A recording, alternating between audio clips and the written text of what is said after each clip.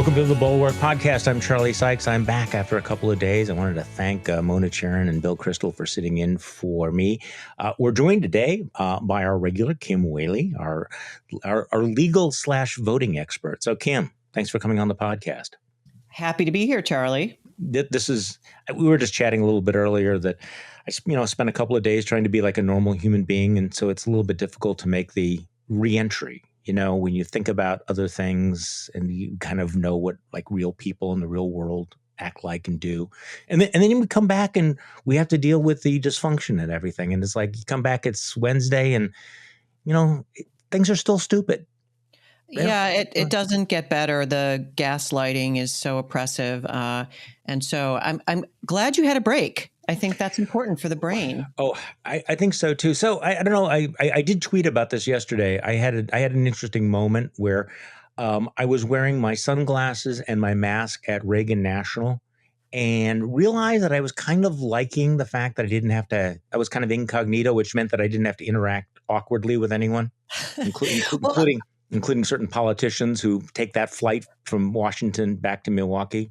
You run into people and I just honestly, I'm glad that I'm not the only one who likes the mask, right? Because it also makes it impossible for people to read your face when you're, having a moment of astonishment or disgust or happiness. I don't know. Well, that's true. And you have the mask and the sunglasses and you're kind of like Mothman. Yeah. So no, I mean, literally, I'm antisocial to begin with. I mean, I think I've confessed that I don't work and play well with others. And so maybe as kind of a little bit of a, misanthrope, this was perfect. But sitting there and watching people, coming and going on the plane that otherwise I might have to make small talk with. And no, I don't want to and I'm talking about people who the conversations might be really awkward.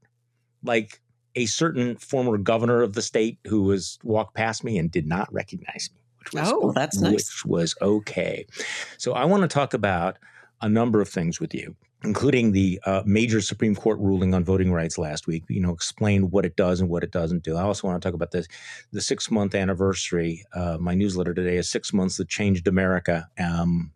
As I admit in the newsletter, I have mixed feelings about that headline, because I'm not sure that it changed us or just simply exposed us. But Kim, we do a little bit of palate cleansing. And since I've been gone, I feel like I have to catch up on the crazy a little bit.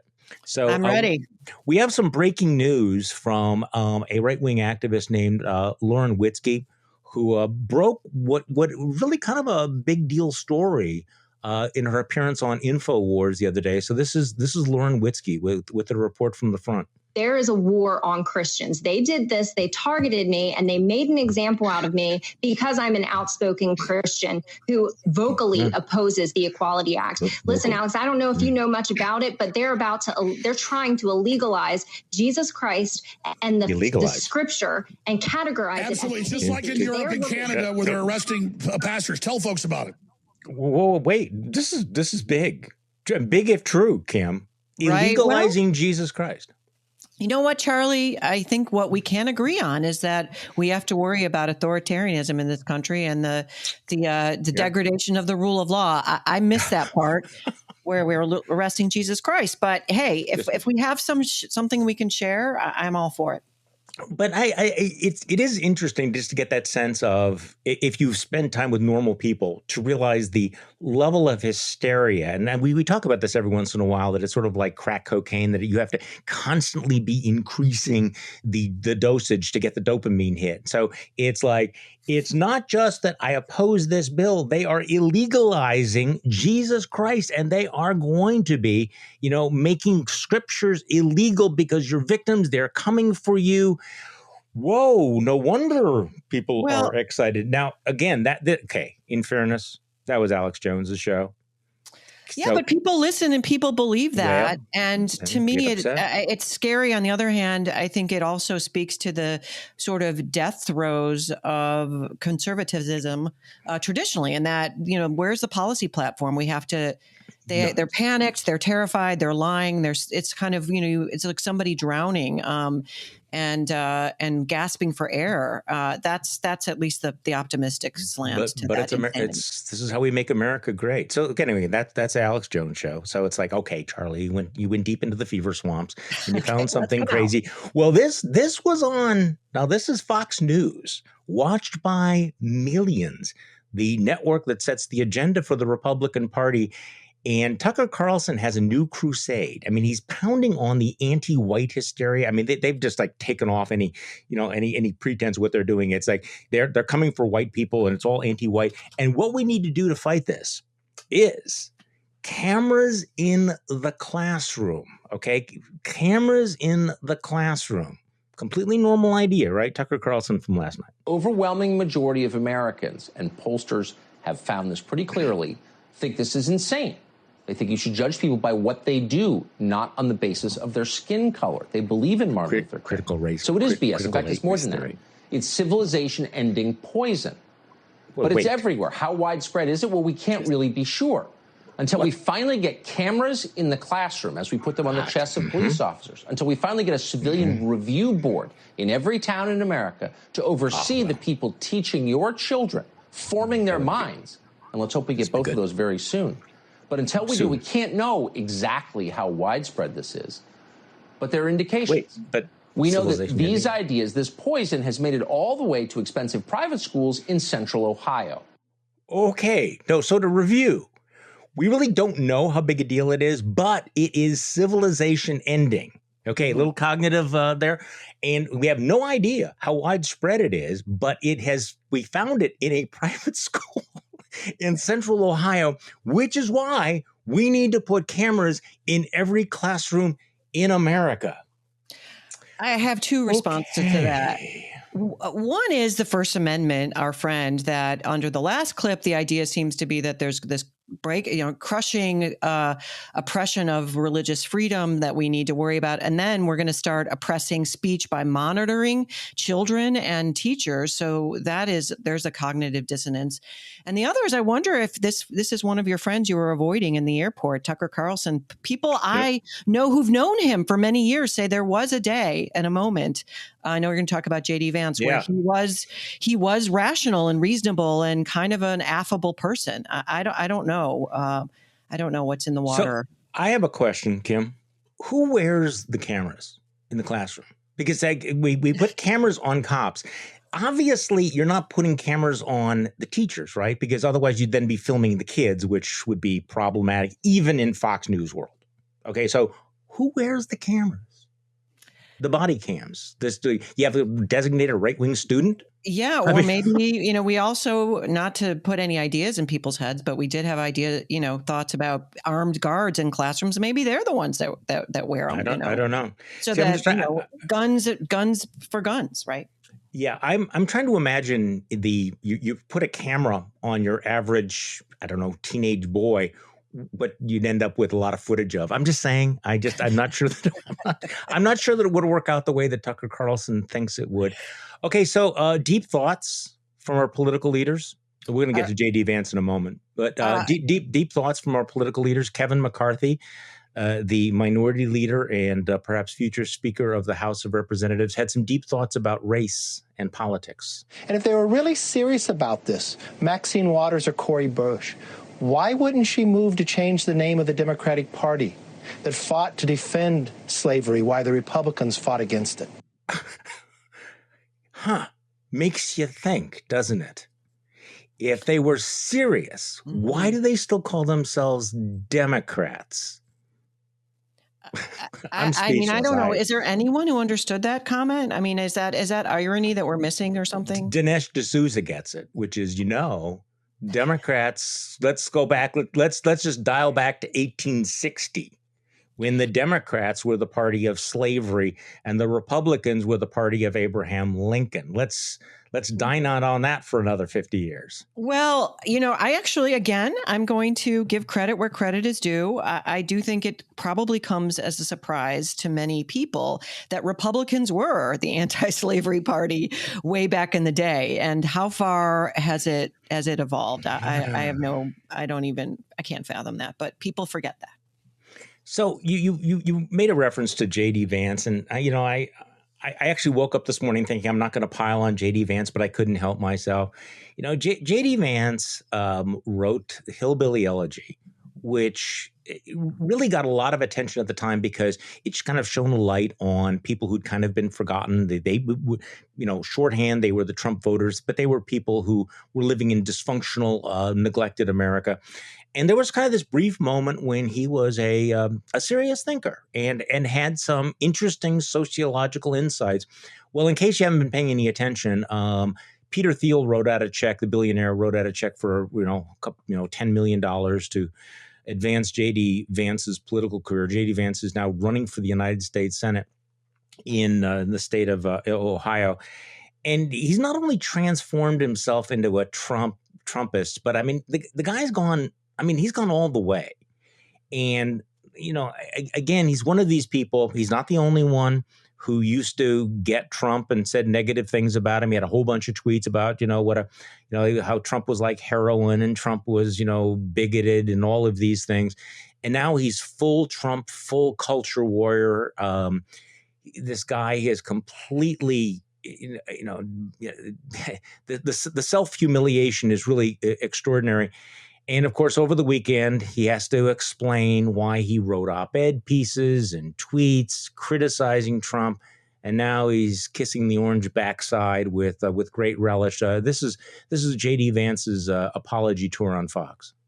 You met with former President Trump earlier this year. It's a coveted endorsement in these primaries for sure. And as you know, there are reports out there that say that you have these deleted tweets that come from 2016 where you heavily criticized the president, that you were voting for somebody else.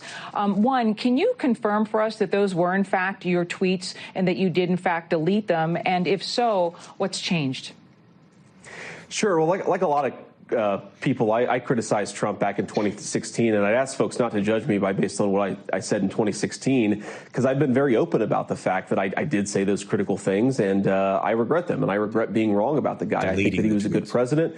I think he made a lot of good decisions for people, and I think he took a lot of flack. And as you probably appreciate, Alicia, I've taken a lot of flack myself over the last few years for standing up for the president's voters, but also standing up for the agenda. And I think that's the most important thing is not what you said 5 years ago, but whether you're willing to stand up and take the heat and take the hits for actually defending the interests of the American people, because that's what this business of politics should be all about. So, Kim, I know it kind of feels a little bit old, but there's this class of people here, the Elise Stefanik's, the Nikki Haley's, the JD Vance's. These are smart guys who once sort of got it about Trump, but now feel that they have to show loyalty and remake themselves into the Trumpist image, but in the dumbest, crudest possible way. Yeah, I mean, two things can come to mind. One is integrity and some sense of just a value system. I don't understand that. And the second is just the dislogic of what he's saying. So in 2016, he was critical.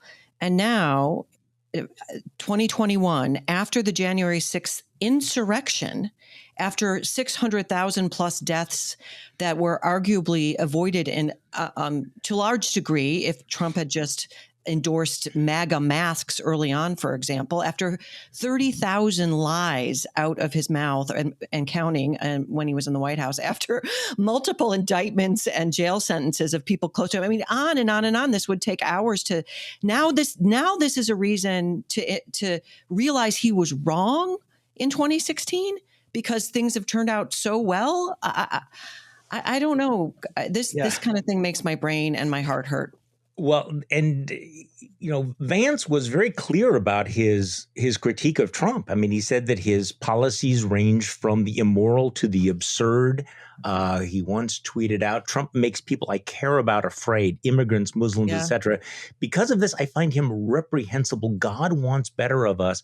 And he later, after the Access Hollywood tape, he tweeted out that, that the world is watching Christians defending Trump. We should be better than all of this. And now it's like, yeah, kind of never mind that, not only have I changed my mind about all of this, I'm willing to actually attack the same people that Donald Trump attacked. I mean, and apologize.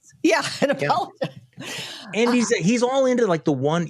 And part of the thing about guys like this is they have to show that they're more extreme than anybody. So he's retweeting guys from American Greatness. He's dabbling in some of this January 6th trutherism, defending the insurrectionists. It is. I don't understand what the end game is here, frankly, Charlie. And I know we're going to talk about the 6 months. A Senate seat. But even that, this is all, if you look at it from a meta level, a Senate seat where the so-called platform, he's saying this is all about policy platform. The platform is, mindless, slavish devotion to Donald Trump and endorsing something other than a Republican democracy that looks more like authoritarianism. That to me isn't great, whether you're in the Senate or not in the Senate. It's certainly not great for his friends, family, and, future Americans. It's just very short-sighted, not to mention cowardly. I can't wrap my brain around that kind of hypocrisy. I really can't. And I'll just say what I tell my 4 children, which is if you let go of your integrity, it's over. You're lost. You're groping in the darkness in your life. And here we go. Here's another example. It's really disheartening. Yeah. I mean, obviously ambition can make people do bizarre things. This is not a new phenomenon. However, you would think that people like JD Vance would have some sense of the way this will look 10 years from now, 20 years from now. I'm waiting for the, oh my God, what was I thinking when I said all of those things? I mean, we know what you were thinking, and there we have it. So this seems like a good segue into the half-year anniversary, because I think it is fascinating watching people's reaction to the 6-month anniversary of the insurrection and how remarkable it's been. So I want to get your take on this. Has this been 6 months that has changed America or just simply exposed us who we already were? I can go either way on this one. I can go either way as well, but I do think we're in a serious new phase.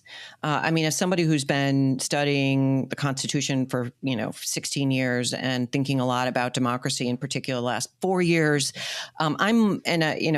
I'm less sanguine about the future of democracy, not more, even though Joe Biden is in office. And I know that gets people upset to hear. Mm-hmm. And that's because of the January 6th insurrection. And that's because it's setting a precedent for voting. I know we're going to talk about the Branovich voting case, but the last election, the argument was vote, vote, vote, vote, vote. I think after January 6th, the question will be, it doesn't matter. Vote. You can vote to your heart's content. But when the next January 6th comes around, and if it's Republicans who control both houses, and the Republicans you and I are just talking about, those that have no integrity, who cares what the voters think? The January 6th insurrection paves the way to steal the election from the Electoral College, and then that's the end of democracy. That means people in power pick who stays in power. And the fact that we haven't seen any serious backlash. Now Nancy Pelosi, put Liz Cheney on this commission. I guess it's conceivable some of the facts will come out that will sort of incriminate people in Congress, which I think is the big issue, plus people within the Trump administration, because all of the heat has fallen on the actual insurrectionists in the criminal justice system, not on the people behind the scenes. But the fact that we're humming along with the big lie is very, very scary. It's scary to me, Charlie. See, this is, I know there are certain words that are overused, but the fact that we've kind of normalized this attack on the legitimacy of the election is really extraordinary.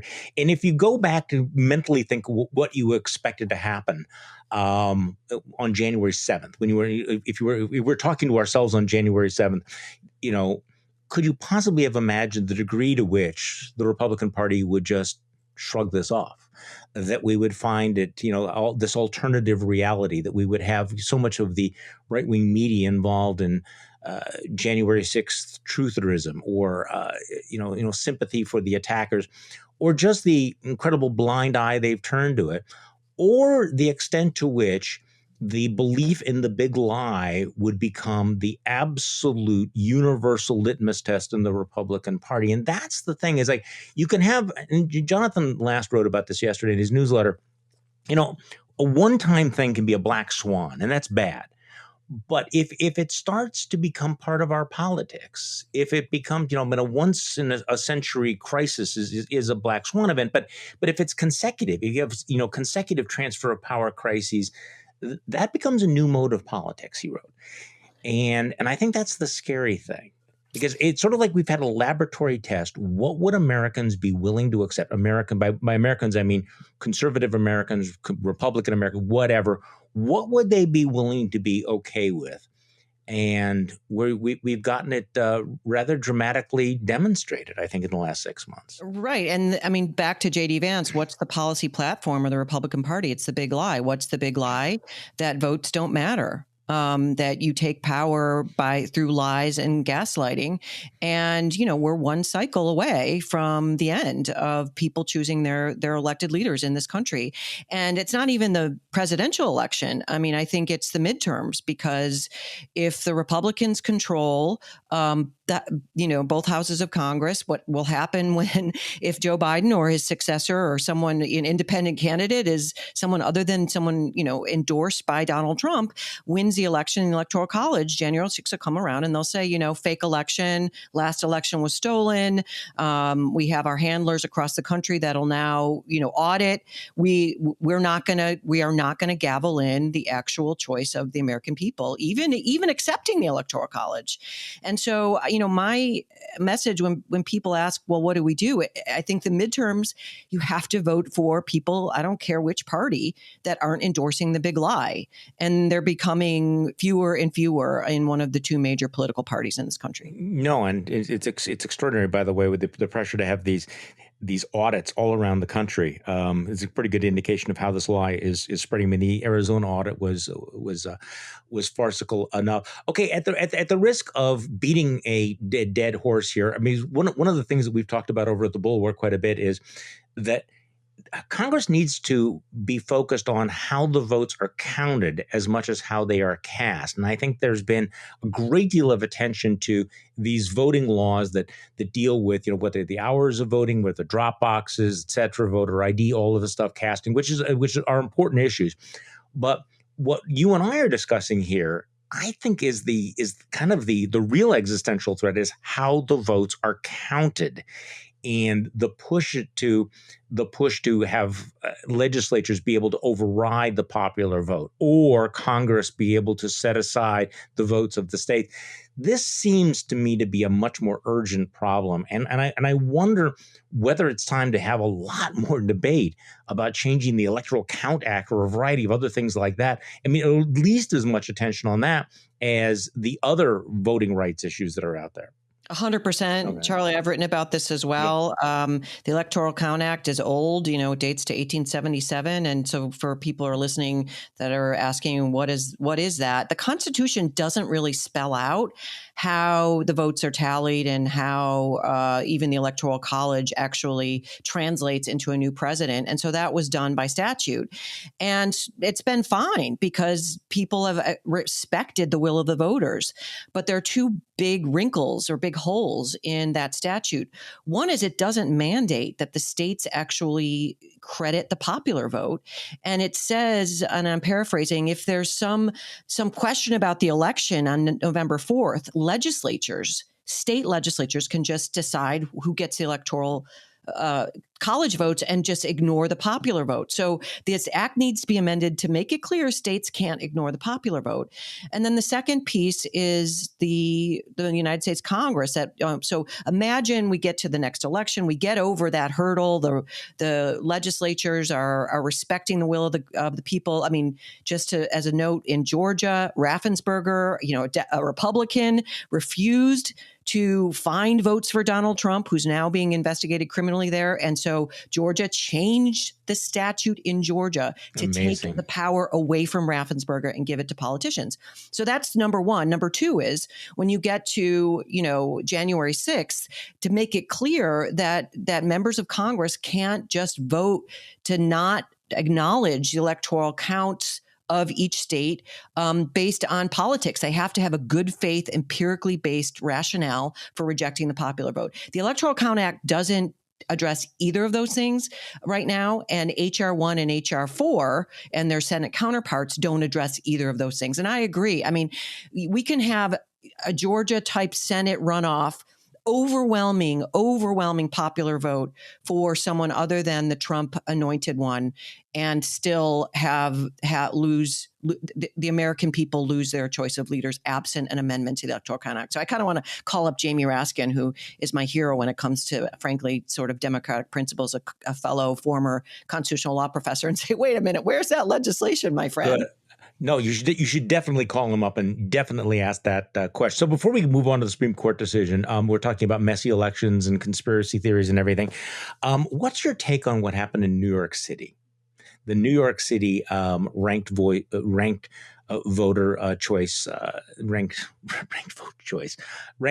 vote. I'll get that right one of these times. I mean, it was a mess, and I'm not sure that it helps.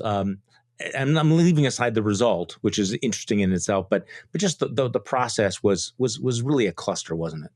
Yeah, and that's really unfortunate because many people in the sort of voting and election law space think that is one way to fix democracy in the United States. And again, for listeners that aren't familiar with ranked choice voting, I mean, essentially, one of the problems, arguably, with democracy in America is that it really comes down to Republican versus Democrat candidates, and those are oftentimes sort of chosen by party leaders and fundraisers, and the voters don't get much choice. It's all or nothing, one or the other. And in many states, unless you register for a party, you can't even vote in the primary. So you don't even have a choice as to who you're who's on the final ballot, right? And so ranked choice voting, the idea is it essentially works like you vote, you kind of rank your favorites, and as they count the votes, the people at the bottom just kind of come off the list, so to speak. So eventually you might get your second choice, you might get your third choice. And the idea is it's more reflective of the popular vote. And it will incentivize people to go to the ballot box, because even if you don't get your first choice, you might get your second and third. It's kind of like making a dinner reservation. Like your top choice isn't there, so you'll go to your second and third. And the fact that it didn't work well in New York City, which was kind of a trial balloon, and the fact that it's now getting all this press, I think will justify or will put some wind behind the sails of people that want to stick with the old system, which really isn't good for regular people. I agree with you. So, okay, let's talk about the Supreme Court decision. This was one of the most important decisions that the court handed down this session, even though the court has not been predictably conservative on every single issue. 6-3, they really struck a blow against voting rights last week, or at least that's what knowledgeable critics have said. So, give me your take on this.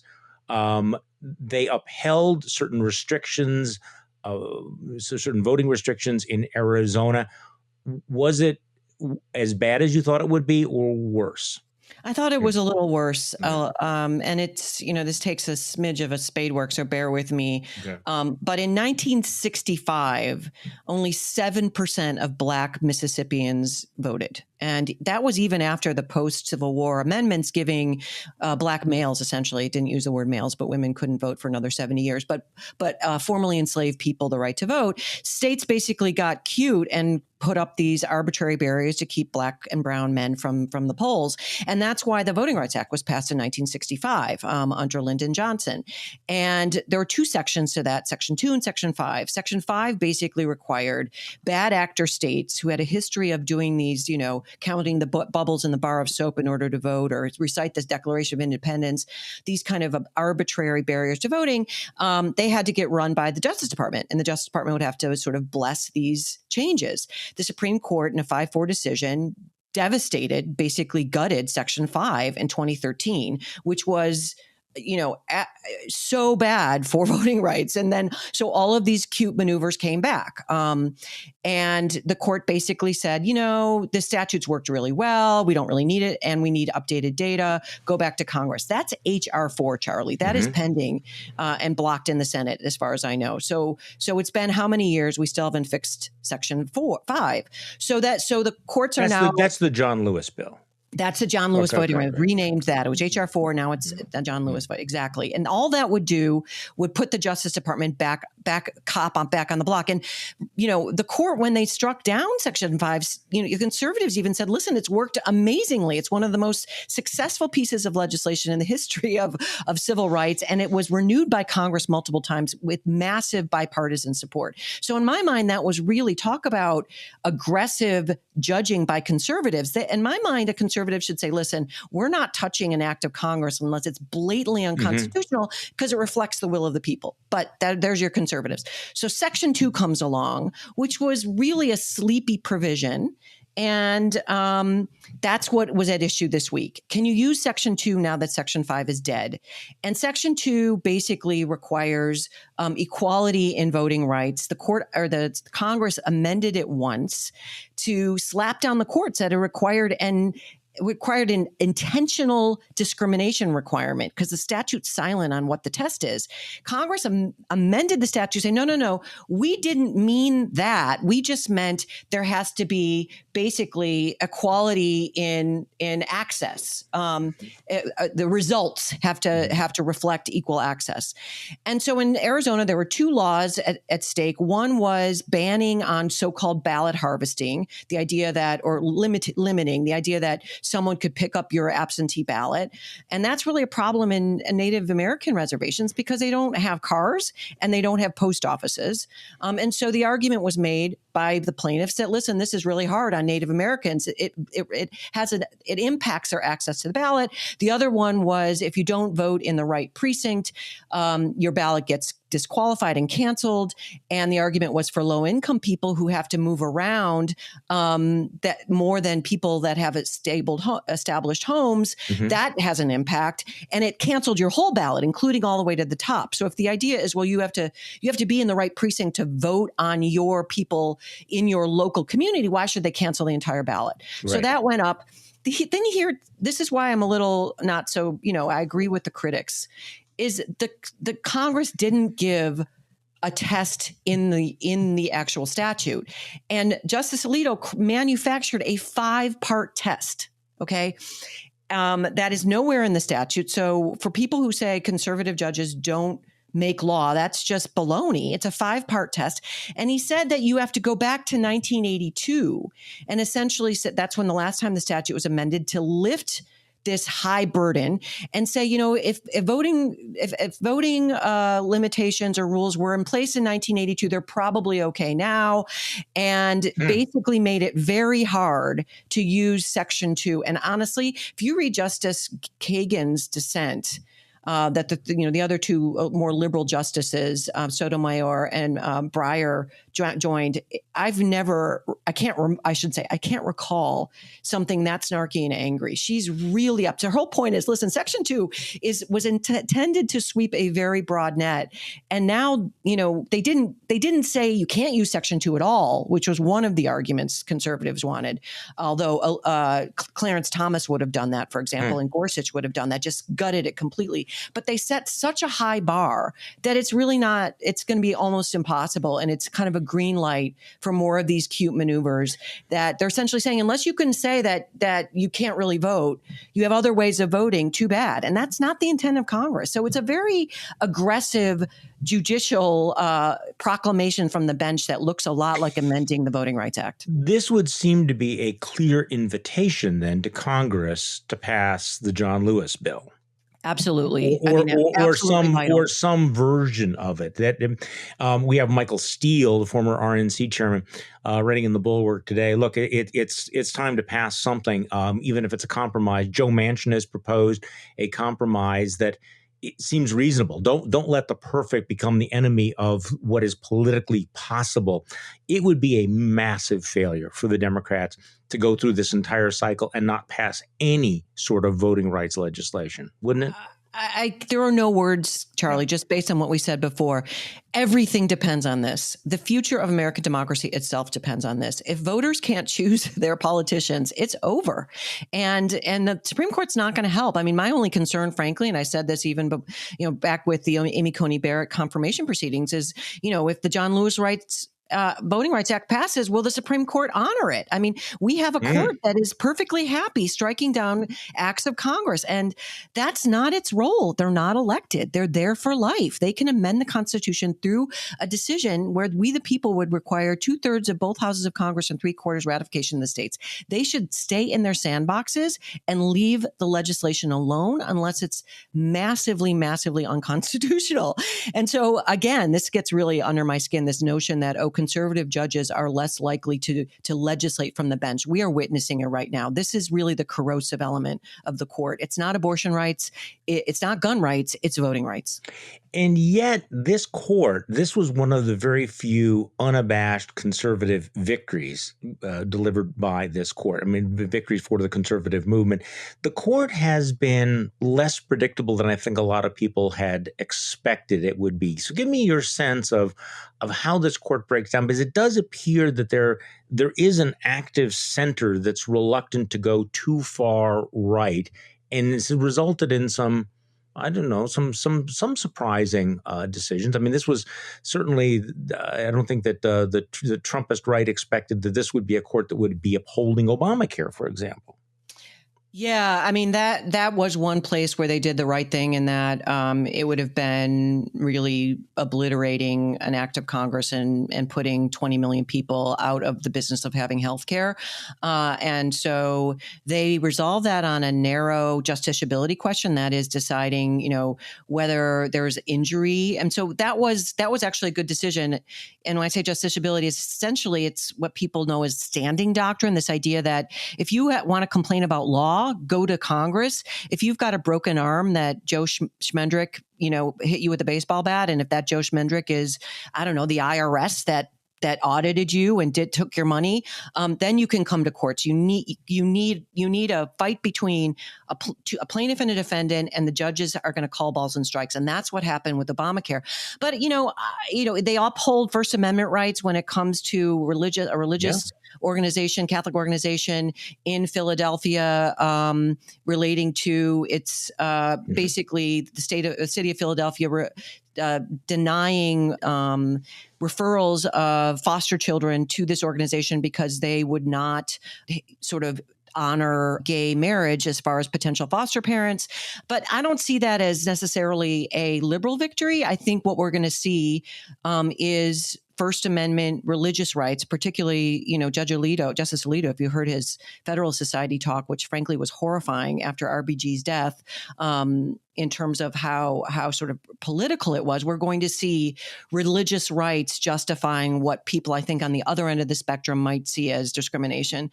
And then we're also going to see, we saw out of California, which I think will also have an impact on elections, we saw the court use the First Amendment to champion corporations' rights, again, or legal entities' rights. That involved a California state law that said if you want to be a nonprofit, you have to disclose who your donors are. And the court said that violated these nonprofit entities' First Amendment rights. Now, that gets in my craw a little bit, too, because I'm sure the framers of the First Amendment in 1791, this gets back to Citizens United, that struck down the McCain-Feingold legislation in critical parts. But nobody in 1791 was worrying about legal fiction's First Amendment rights because they didn't have corporations. So again, this is a conservative court being and yet they wrote anonymously quite often. So right. I guess the argument. That is the argument. That is the argument. And I do think there's benefits to that. We don't, back to the point that cameras in classrooms, we don't want government monitoring us, although you could argue that with our phones, they can do that anyway. See, I think maybe you and I disagree on these two questions. I do think that a respect for religious rights and religious conscience is important, but also it's going to be the ultimate settlement that we have here. I think that we guarantee rights, but we also respect religious freedom, and I think that there is a center there, and secondly, I understand that people don't like dark money. But anonymous speech and the ability to engage in politics without being exposed, without being monitored, is fundamental, which is why the American Civil Liberties Union and others have opposed some of these disclosure acts. And so I didn't have that much of a problem with them, and I was not surprised by those decisions. Yeah, and just to be clear, I don't think they're wrong, and I'm not saying they're wrong. I'm just looking at the trajectory. I think big data, Charlie, has just changed so much about how we need to think about these issues, and I think it goes right back to this concept of individuals having their power over government. I'm not saying that, and I agree. This new center is Kavanaugh and Justice Roberts, right? And Kavanaugh, I've known him for many years. I worked with him in the Ken Starr investigation. He's extremely intelligent, and I think he's an independent thinker. I don't think he's going to go with Gorsuch and Clarence Thomas on a lot of this stuff. I just don't know. Yeah. I don't know where we're going with when it comes to religious rights with this particular 6-3 panel. It might get to some scary territory going forward. I just don't know.